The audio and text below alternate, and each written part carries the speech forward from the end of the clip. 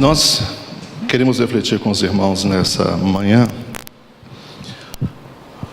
sobre um dos grandes males do nosso século, que é o problema da solidão. Nós vivemos épocas, nós vivemos épocas em que as pessoas nunca estiveram tão cercadas de pessoas, mas nunca se sentiram tão sozinhas. No condomínio onde nós moramos, nós podemos perceber isso nitidamente. Existem alguns momentos que nós chamaríamos assim de constrangimento, que é aquele momento em que nós nos encontramos com pessoas nos elevadores. Nós somos obrigados a estar bem próximos, num espaço confinado, de pessoas que nós não conhecemos, não sabemos a sua história. E normalmente a nossa postura, quando isso acontece, é aquela de ficar encolhido, olhando para baixo, outros disfarçam, pega o celular, e um olha para cima, o outro olha para baixo. Já perceberam? É assim? Nós vivemos uma sociedade onde as pessoas moram 10, 20, 30 anos e não conhecem o seu vizinho, não sabe quem é o vizinho da direita, da esquerda. Nós vivemos uma sociedade onde as pessoas são extremamente só. E eu fico maravilhado de ver como Deus cuida do seu povo, como Deus instituiu a igreja como uma comunidade terapêutica para suprir essa nossa necessidade. Porque quando Deus nos criou, Deus não fez o homem perfeito.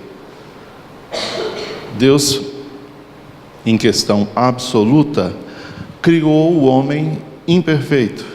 Perfeito é só Deus. Se Deus houvesse criado o homem perfeito, Deus teria criado um outro Deus. Mas Ele criou um homem imperfeito. E Deus, no momento da sua criação, Ele viu que tudo que Ele fez era muito bom. Mas havia uma coisa que Deus não achou muito bom.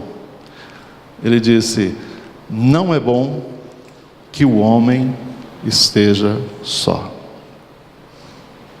Ou seja, irmãos, é bom sabermos disso, né?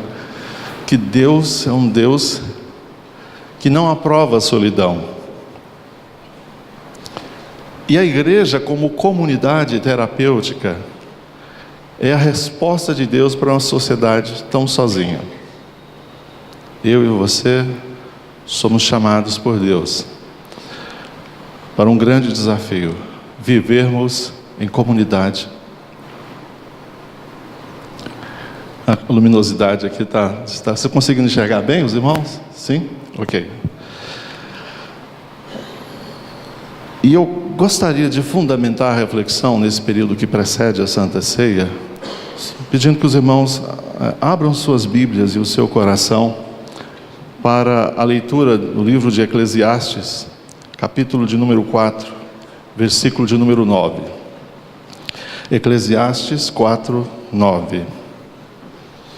Eu gostaria de fundamentar nossa reflexão, que será bem breve em virtude da ceia, mas sem prejuízo do conteúdo, acerca desse desafio entre comunhão e solidão.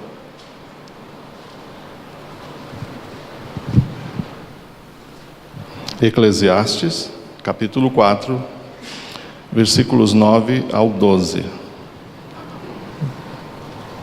Diz o seguinte: é melhor ter companhia do que estar sozinho, porque maior é a recompensa do trabalho de duas pessoas. Se um cair, o amigo pode ajudá-lo a levantar-se, mas pobre do homem que cai e não tem quem o ajude a levantar-se. E se dois dormirem juntos, vão manter-se aquecidos. Como, porém, manter-se aquecido sozinho? Um homem sozinho não pode ser vencido, mas dois conseguem defender-se. Um cordão de 3 dobras não se rompe com facilidade. Amém, queridos?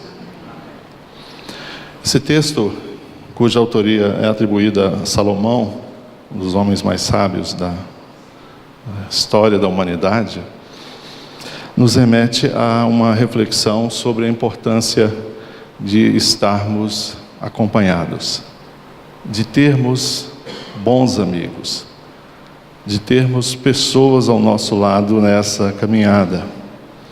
E é interessante quando o texto inicia dizendo que é melhor ter companhia do que estar sozinho. É interessante quando o texto diz que o trabalho rende mais quando você trabalha em equipe. No versículo de número 9. No versículo de número 10, também nos chama a atenção um detalhe interessante que muitas vezes pode acontecer ao longo da nossa vida, que são momentos em que nós estamos desanimados, abatidos, enfrentando crises, e nesta hora Deus utiliza os seus anjos, os seus mensageiros, os seus servos, as pessoas que nós chamamos de amigos, para nos ajudar. Se um cair, o amigo pode ajudá-lo a levantar-se, mas pobre do homem que cai e não tem quem o ajude a levantar-se. O texto continua falando sobre a convivência a dois, não é? Momentos de frio, e isso para nós aqui numa país tropical é bem difícil de compreender, né?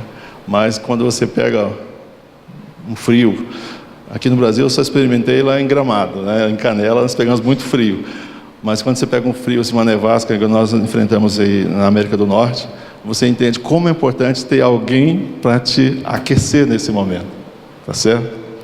E por último, fala sobre um homem sozinho.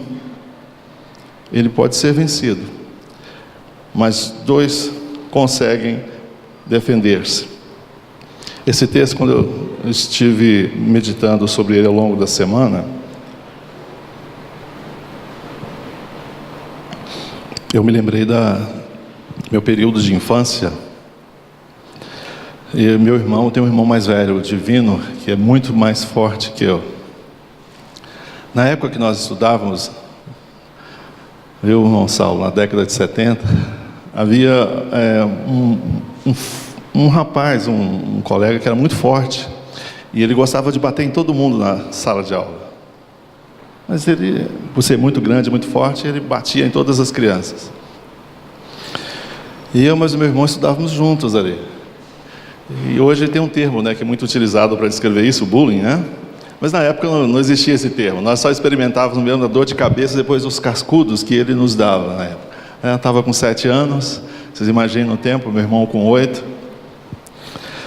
E aí, certa vez, eu e meu irmão, nós pensamos assim, meu irmão chama Divino, né? Eu falei, Divino, e agora? O que nós vamos fazer? O rapaz, né, sempre está batendo em todo mundo. E aí nós tivemos uma ideia. Eu falei, na época criança, né, a gente lembra das coisas que a gente fazia e fica sorrindo hoje. Mas aí nós tivemos a brilhante ideia, eu e meu irmão, fazendo o seguinte, Divino, eu vou por trás, seguro esse menino, e você que é o mais forte, faz o que tem que fazer. Eu falei, então tá ok. E eu fui por trás e segurei o rapaz, não deixei ele soltar. E meu irmão conseguiu bater, vamos dizer assim, resolver as nossas rixas, né? E nunca mais fomos incomodados. Eu estava lendo esse texto da Bíblia, me lembrei dessa fase da minha vida, né? Falei, um homem sozinho pode ser vencido, realmente. Mas dois conseguem se defender melhor. E aí, irmãos, transportando para a nossa realidade hoje, eu começo a perceber como Deus, na sua infinita sabedoria, levanta um grupo de pessoas com histórias e realidades de vidas bem distintas. Deus faz com que essas pessoas saiam dos seus lares e se reúnam num lugar que nós chamamos de Comunidade Batista do Bueno. E a necessidade que nós temos hoje de refletir de como Deus ministra sobre a vida de cada um de nós. É muito bom nós sairmos de casa e ouvirmos o nosso querido pastor Carlos ministrar a palavra de Deus com graça. É muito bom nós sermos ministrados com louvor, né, de qualidade, com a unção tremenda, com a graça que fala ao nosso coração. E eu sempre digo assim, os holofotes estão sempre no Nairo, pastor, Nairo, pastor, Nairo, pastor. Mas vocês já perceberam que existem figuras anônimas que fazem um trabalho relevante e importantíssimo para todas as nossas vidas aqui no nosso meio? Eu diria até que alguns trabalhos, eu vou explicar daqui a pouco para vocês, que você pode pensar assim, o Nairo faz um trabalho importante, realmente é muito importante, mas existe um trabalho que poucas pessoas notam, que o Nairo fez, que para mim ainda é mais importante do que ele faz. Daqui a pouco eu vou explicar. Segura aí.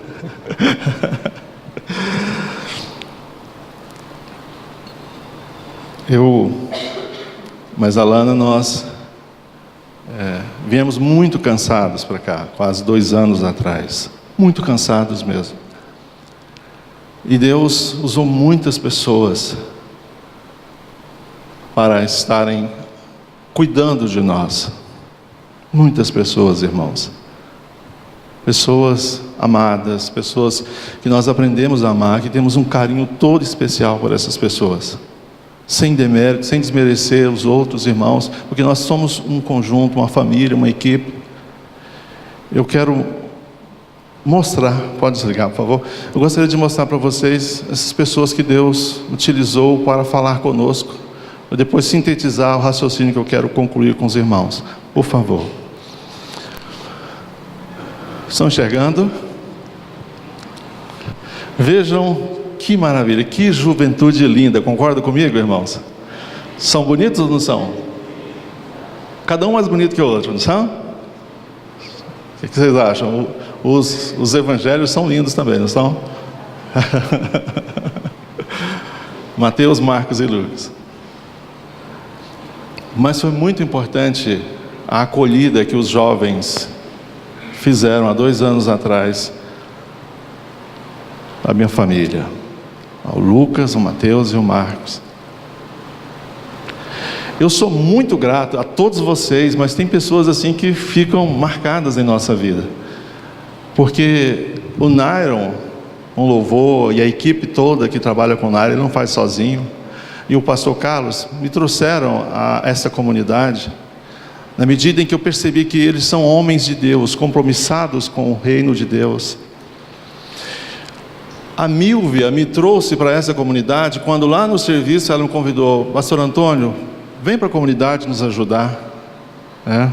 Candace também eu conhecia já muito, antes de vir para cá eu já conhecia. Mas além dessas pessoas que me trouxeram, existem pessoas que me fizeram ficar. Estão vendo a diferença? Trazer é uma coisa, mas fazer com que eu fique é outra história. Essas são as pessoas que me fizeram ficar. Cuidaram bem dos meus filhos, receberam bem, mas Deus usou o Gabriel para fazer eu ficar aqui.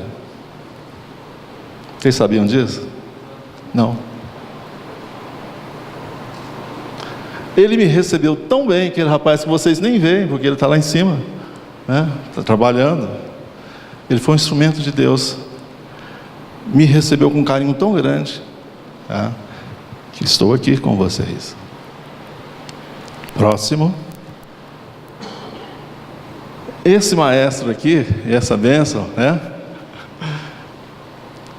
cuidou muito bem de nós. Um dia eu falei para ele, não, o Nairo é um homem muito sábio. Essa equipe toda que está aí, não importa se é Vila Não Vence ou se é torcedor do Goiás, não importa, nossas diferenças não nos separam, pelo contrário, estamos juntos fazendo a obra de Deus. Esses irmãos me fizeram ficar. Vocês identificam essas pessoas? e a obra importantíssima que essas pessoas fizeram para a consolidação da comunidade batista do setor Bueno. Próximo, por favor. Esses irmãos me fizeram ficar, porque eu já estava há 2 anos sem querer saber de, vamos dizer assim, de me envolver com atividades, mas o pastor falou: pastor Antônio, me ajuda, me ajuda com o ensino da Bíblia, e os irmãos sabem disso. Se tem uma coisa que eu amo, é estudar a palavra de Deus. Eu amo, irmãos, muito estudar a Bíblia. E alguns irmãos ficam assustados. Saulo, nosso companheiro, sabe disso também, né? Gosto de fazer. E esses irmãos que estão aí me fizeram ficar. Eu sinto bem estar junto com eles. Próximos, por favor. Olha só, no dia do futebol, esses irmãos que estão aí me fizeram ficar. Porque a nossa relação não é só restrita ao entrar formalmente, sentar-se no banco de um templo, de uma igreja e ir embora. Não. Nós cultivamos uma amizade no futebol. Olha a torcida organizada lá. Vocês estão vendo aquele casal lá atrás com as mãos levantadas? Na hora que o Lucas fez os 5 gols, foi quantos gols? 5 gols, meu filho estava lá, eu estava lá, blá. Quase gritei lá, né, um aleluia na hora, mas não dava, né, não. Mas estava torcendo pela comunidade batista ser campeã do torneio. É assim, irmãos, que nós fazemos a obra de Deus. É muito importante pregar, é muito importante louvar a Deus, tocar, mas eu e você somos chamados a desenvolver os papéis que muitas vezes não tem tanta projeção, não tem tanto holofote, mas que muitas vezes são até mais importantes do que as ministrações de um mero ritual. Então foi muito bom acompanhar os nossos jovens. Tem sido muito bom acompanhar a nossa juventude. Eu brinco muito com o Serginho, né, com ele fica... Mas é assim que nós exercemos a comunhão como irmãos em Cristo. Próximo, por favor. Não poderia deixar, né, de mostrar também, porque alguns irmãos poderiam: mas o senhor não mostrou na outra foto, né? Esse irmão que está ali aparecendo bem rápido, né? Vocês já conhecem, né? É bem rápido, né? Mas é bom, irmãos, muito bom, porque esses irmãos me fizeram ficar. Próxima foto, por favor. Casal maravilhoso.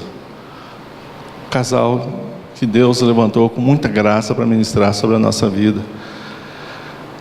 Eu tenho procurado, dentro dos meus limites, das minhas possibilidades, das minhas limitações, fazer tudo para ajudar o pastor Carlos.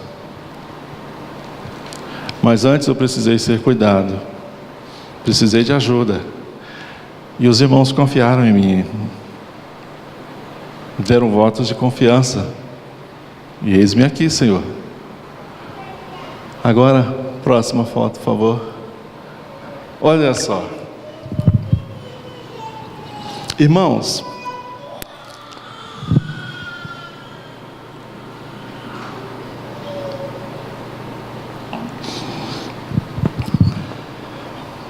alguns anos atrás, quando nós estivemos apacentando um rebanho, nós tínhamos uma família muito bonita na igreja, um casal muito bonito. A irmã era assim uma senhora muito bonita mesmo, os olhos verdes, só perdia para minha esposa, né? Mas essa irmã, que era muito bonita, ela possuía também um marido 2 metros e tanto de altura, que quando eu olhava para ele, eu tinha que fazer assim para olhar para ele. Ele era muito forte mesmo, tão forte que para abraçá-lo eu tinha que fazer assim, ó, e não conseguia fechar. E ele era muito forte, tanto que algumas vezes para trocar o pneu do carro, é ele que levantava o meu carro. O pastor, trocar o pneu, só para intimidar, né?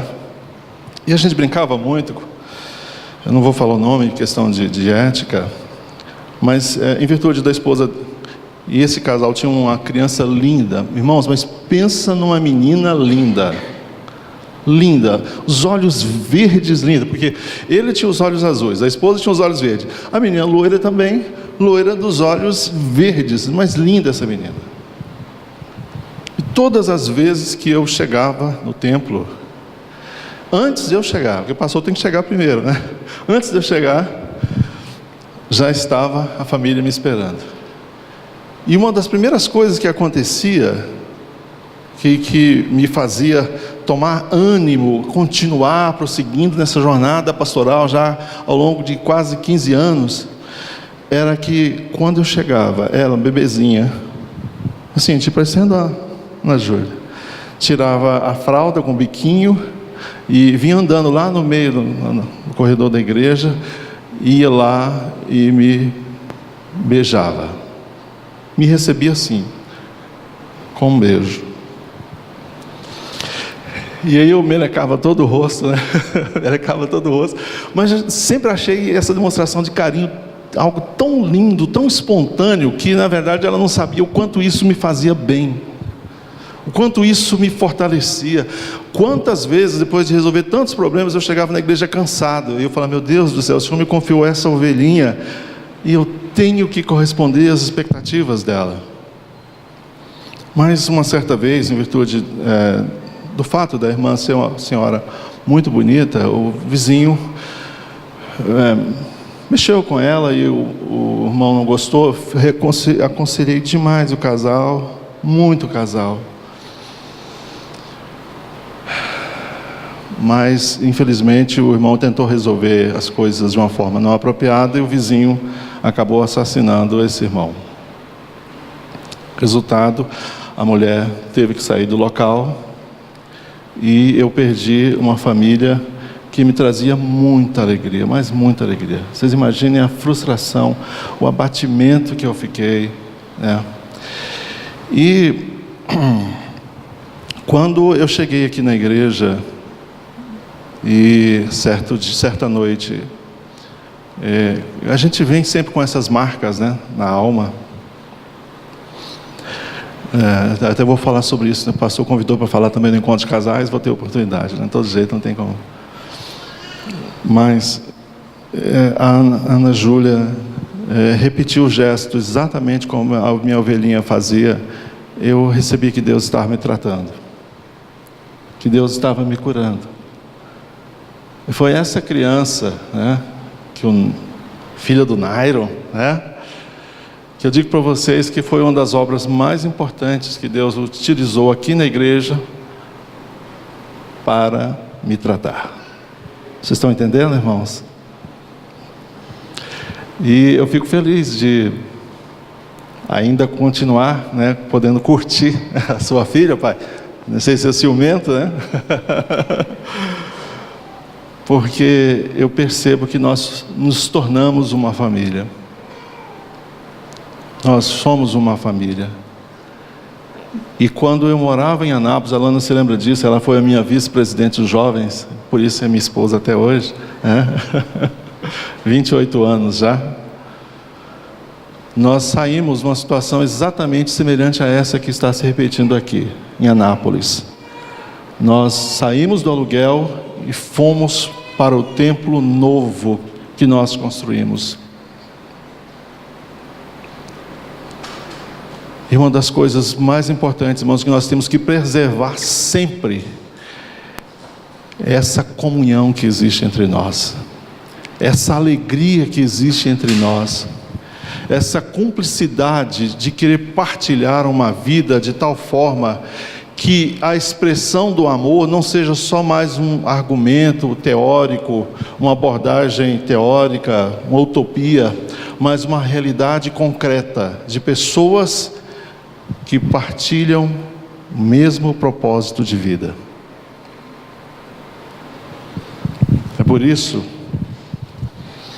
que nós queremos estimular sempre a comunidade a nunca abrir mão dos seus valores. E Cristo em nós, todo esse grupo de pessoas mobilizadas, todos nós somos instrumentos nas mãos de Deus para consolidar o propósito dele. E na medida em que nós nos preparamos para isso, para sermos instrumentos nas mãos de Deus, Deus vai estar nos honrando com a expansão de uma tenda capaz de acolher pessoas que precisam ter experiência com Deus. Amém, irmãos?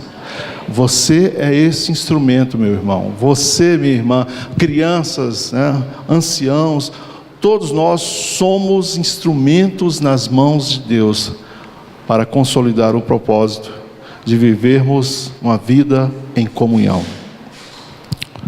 Por favor. Então, agradeço a Deus pela Ana Júlia, viu, né? Você faz uma importante obra, mas essa obra foi a mais importante, tá certo? Por isso queremos lembrarmos, nesta manhã de Santa Ceia, de uma passagem na carta de João, que nos desafia sempre a estarmos associando a vida em comunidade, a vida em comunhão com a obra de Jesus Cristo na cruz do Calvário. Diz o texto, né? Se andarmos na luz como Ele na luz está, temos comunhão uns com os outros, e o sangue de Jesus, seu Filho, nos purifica de todo o pecado. Vocês viram o que é comunhão? A mesma raiz da palavra comunhão, comunidade, até intercalei os termos lá em cima nos slides. Comunhão, comunidade, comunhão, né? É a resposta de Deus para o problema da solidão. E agora, o que nós vamos fazer? Vamos fechar no nosso mundo? Vamos nos enclausurar nos nossos guetos existenciais? Ou será que nós vamos correr o risco de amar outras pessoas?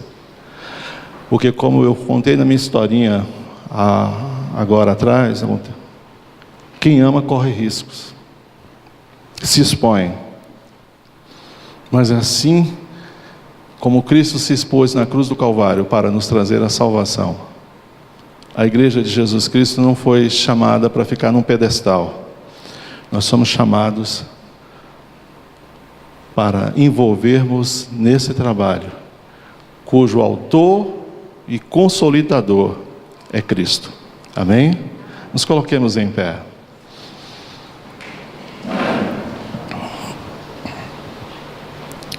Você pode, e é interessante, eu achei, não havia combinado com o Nairo, os cânticos hoje falam sobre questão de não estou só, de comunhão, e eu não sabia a mensagem que eu iria trazer nessa manhã.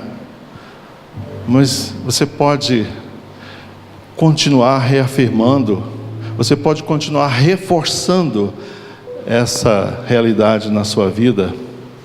Primeiramente, primeira coisa que nós vamos fazer, Nário falou muito bem, agradecer a Deus pelos irmãos que Ele colocou ao nosso lado. Você pode dizer amém? Amém. Você pode dizer amém por todos os irmãos que Deus colocou ao seu lado neste lugar, amém? Amém. Aqueles que você se identifica, aqueles que não torcem pelo mesmo time que você, que não têm a mesma preferência política, aqueles que têm visões diferentes, idades diferentes, mas sejam alegres ou tristes, sejam chatos ou não chatos, né? Diz que o chato é aquela pessoa que tem a capacidade de estar ao nosso lado, mas não tem a capacidade de remover a nossa solidão, né? Todas essas pessoas Deus colocou para caminharmos juntos. Nós vamos ressemantizando-nos, né? Aperfeiçoando-nos uns aos outros, porque quem faz a obra é Cristo. Agradeça a Deus pelo irmão que está ao seu lado primeiro. Vamos orar, irmãos, primeiramente? Eu vou orar aqui com a banda, com os irmãos do louvor. Você pode abraçar o irmão que está ao seu lado? Vamos orar agradecendo a Deus, dizendo: Senhor, obrigado, Pai. Obrigado por estarmos aqui reunidos no Teu nome. Te agradecemos pela vida deste irmão que o Senhor separou para esse importante ministério. que tem ministrado aos nossos corações, às nossas vidas, pela vida de todos os irmãos e irmãs aqui neste lugar, Pai, figuras que muitas vezes são até anônimas, ó Pai, mas são instrumentos poderosos em Tuas mãos, para nos abençoar, para curar as nossas feridas, para tratar, Senhor Deus, a nossa vida, nosso caráter, para aperfeiçoar os nossos passos. Pai, nos ensina a amar cada um desses irmãos, assim como o Senhor os ama. Nos ensina, meu Deus, nos ensina, Pai. Pai, que a cada dia, Senhor, a igreja cresça em comunhão na Tua presença, e que seja um instrumento poderoso em Tuas mãos, para impactar o setor Bueno, para impactar a cidade de Goiânia, para impactar nosso estado, nosso país, Pai. Usa essa geração como instrumento poderoso em Tuas mãos. Nós cremos em Ti, Pai, no nome do Senhor Jesus Cristo. Amém?